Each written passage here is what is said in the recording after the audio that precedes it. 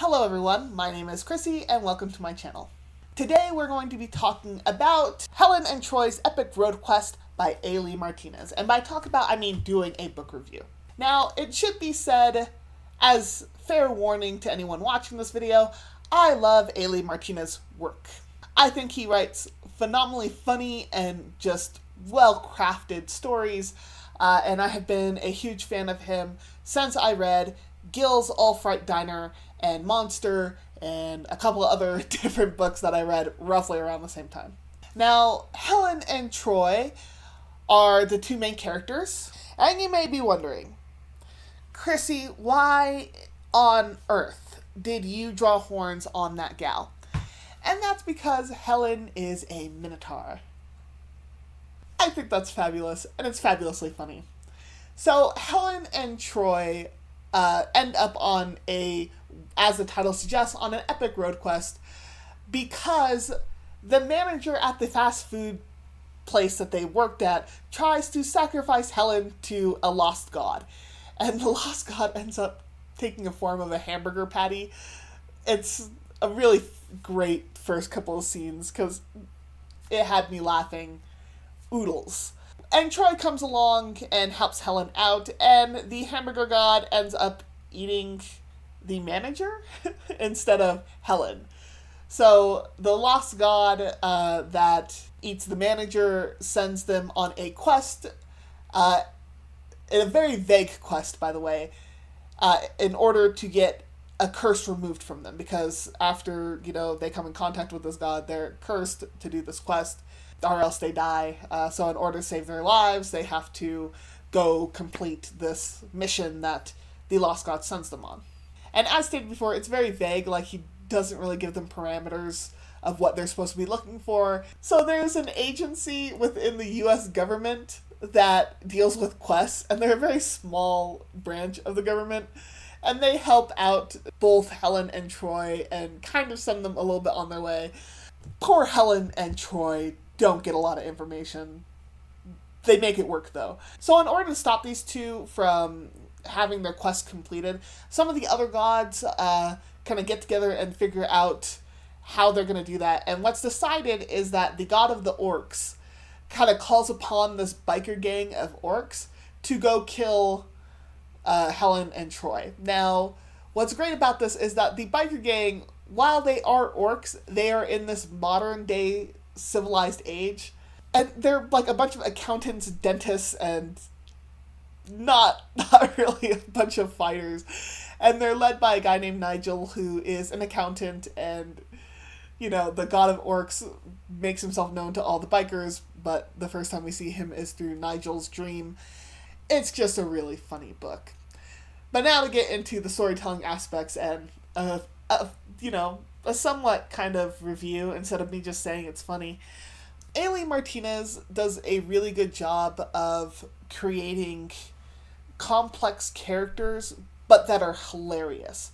For example, Helen and her Minotaurism. Her being a full-blown Minotaur makes her stand out. And, this is in a world where monsters are real and the gods are real as well.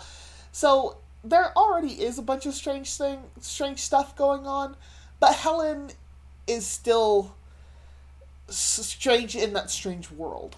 And she knows that about herself. She knows that the curse that she has and what she looks like and all those conflicting things in the world. But she's still also a very strong-willed character, not just strong physically because she's a Minotaur, but she's strong mentally as well. And she's very sense-driven, like as far as this makes sense to me, this does not make sense to me, why are we doing that, that seems dangerous, that we probably shouldn't do. So she's very full of reason. And then Troy, who is kind of her partner in crime with this, is more of a laid-back guy. In fact, he's the embodiment of a perfect kind of person. And it's interesting with his character because he is very likable, very personable. And at some points, though, there's a question of, well, when someone's too perfect, that makes them not really human. And so he has to deal with grappling how people perceive him and just his own personhood, and also like wanting people to see him for him and to like him for as he is. So I thought that was really well done, and especially when it comes to their relationship, because there are feelings between those two, and how they kind of navigate those feelings, and how people navigate around each other when you like someone. I thought those were just really awesome things. Do keep in mind that the plot points are pretty, singularly drawn in this book. While there's a lot of complicated things that happen, it's a fairly A to B kind of plot point thing going on. So if you're going into this thinking, yes, fantasy, 5 different plot points all emerging and going at once, not really. There are a couple of other different subplots that go on, but they kind of draw into the bigger plot point of, the lost god and the artifacts and Helen and Troy trying to get through them. Going into some of the side characters, we have Nigel, who is the head of the orc biker gang. It's fantastic to see this kind of warrior-like people into a more modern age. And, normally when we get that, we see we are killers, we want to go back to glory days and that kind of thing, and that very much wishing for the old times. And while we do see some of that in this book, like Nigel does happen to think, my life is kind of boring and I like this questing thing and I like being able to fight, but at the same time he doesn't want to kill people. He likes a lot of the civilized things that have happened to him and his people.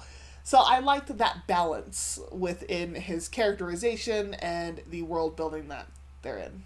If I were to have one complaint about this book, it would be that sometimes with the serious aspects of it, so some of the serious ideas that come across in this work, is it gets a little bit heavy-handed, especially when it comes to Troy. One of the serious topics that Ailey Martinez brings up is fetishization, and the reason why I say that slow is because I've been trying to say it for the last 5 minutes, and I was stumbling hard. But he talks about, how people would be attracted to just one type. It's kind of like if guys go after big gals just because they're big gals, or if you're dating someone of a specific ethnicity or race just because they are that race and not really because they are, a whole person that you like. And he touches this on 2 kind of points. He touches on both on Helen's Minotaurism and then the fact that Troy is Asian. So Troy, in an effort to kind of empathize with Helen and the things that she goes through, is he brings it back to him being Asian.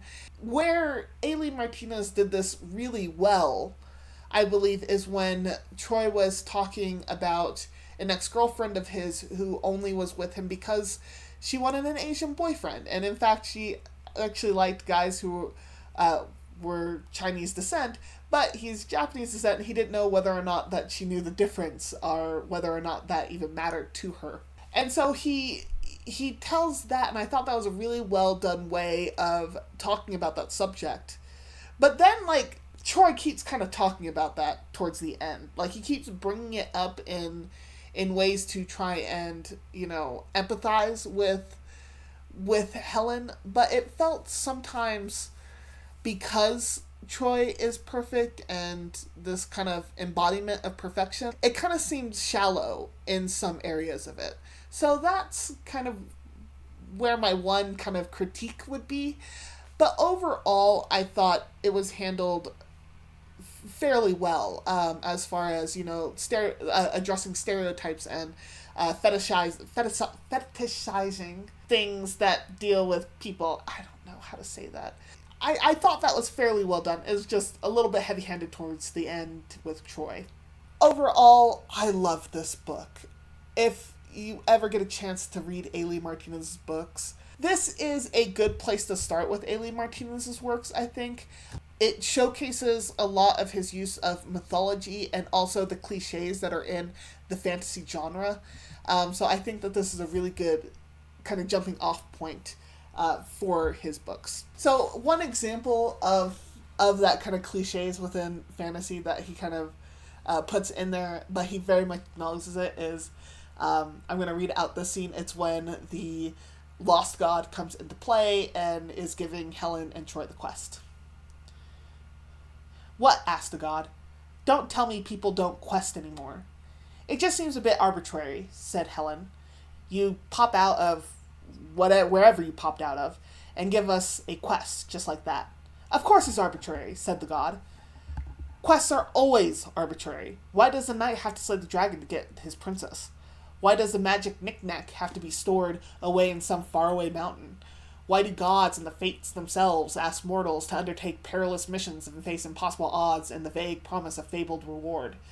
Because that's the way it is." "That's your answer?" she said. "It's stupid, but that's the way it is." The god snarled. "I don't make the rules. If you want me to smite you, I can just do that." Helen sighed. "No, I guess not. Go ahead." I just love that whole scene. The thought of, the two characters arguing with this god saying, "Why do we have to do this?" Like, that's kind of weird. Or rather, Helen just arguing. Troy's kind of just standing back there doing whatever. That scene kind of shows also the narrative that Ailey Martinez has throughout the book. It's a very funny, fast-paced narrative that he does. And so I'm going to close this off with actually a paragraph that I just thought was really funny. It deals with Nigel the orc and, him thinking about the civilized world versus pretty much back in the day where orcs had to fight for everything and so on and so forth. "Nigel, for all his barbaric ancestry, wasn't a killer. Some part of him, deep down, might yearn for the old ways. But another part knew that it was a romantic fantasy. Under the old ways, Franklin would have suffered more humiliation, but orcs enjoyed their omegas. Nigel, on the other hand, would most likely have died at the hands of one of his ambitious lieutenants. That was the advantage of a civilized world. Where once he could have relied on being stabbed in the heart by a treacherous ally, in this day and age he had to deal with a few passive-aggressive asides from Alan Spleenspearer, the self-proclaimed plumbing fixture king of northeastern California." If it's not kind of obvious already, I really love this book. I think it is a worthwhile read with things like Nigel thinking about passive-aggressive asides from Alan, and with Helen and Troy being snarky to the gods themselves. It's just a really well done book. If you're ever interested in comedic fantasy, Ailey Martinez is a great place to start. Like, I love Terry Pratchett as well, so I'll always and forever. But Ailey Martinez is so good, and I think he is so underrated in that kind of comedic fantasy subgenre. So, by all means, please go read this book and check it out. If you like this video, please hit that like button. If you like seeing my face talk about books, hit that subscribe button. And as always and forever, may you get lost in a book.